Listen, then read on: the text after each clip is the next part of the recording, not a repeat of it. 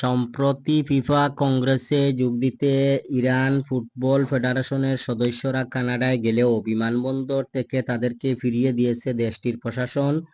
ফলে নতুন প্রশ্ন জাগে, ইরান কি 2026 বিশ্বকাপে অংশ নিতে পারবে?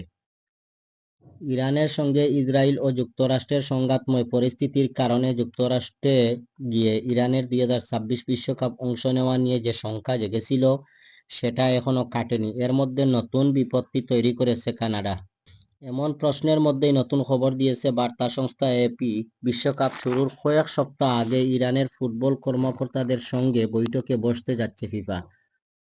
সূত্রের বরাতে এপি উল্লেখ করেছে, ফিফার মহাসচিব মাতিয়াস গ্রাফাস্তুম ইরানের কর্মকর্তাদের আমন্ত্রণ জানিয়েছেন। এদিকে ফিফার সঙ্গে যে আলোচনায় বসতে যাচ্ছেন সেই ইঙ্গিত দিয়েছে ইরান ফুটবল ফেডারেশনের সভাপতি মেহেদি তাজ। কানাডা থেকে ফিরে তিনি বলেছেন, আমাদের অনেক বিষয় নিয়ে আলোচনা করতে হবে। এপি জানিয়েছে, আগামী 20 মের মধ্যে ইরানের প্রতিনিধি দলকে জুরিখে ফিফার সদর দফতরে আমন্ত্রণ জানিয়েছে বিশ্ব ফুটবলের নিয়ন্ত্রণ সংস্থা।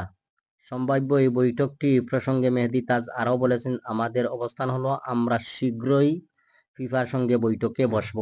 এদিকে গত বৃহস্পতিবার কংগ্রেসে ইরান বাদে ফিফার 211 সদস্য দেশের বাকি সবারই প্রতিনিধি উপস্থিত ছিলেন।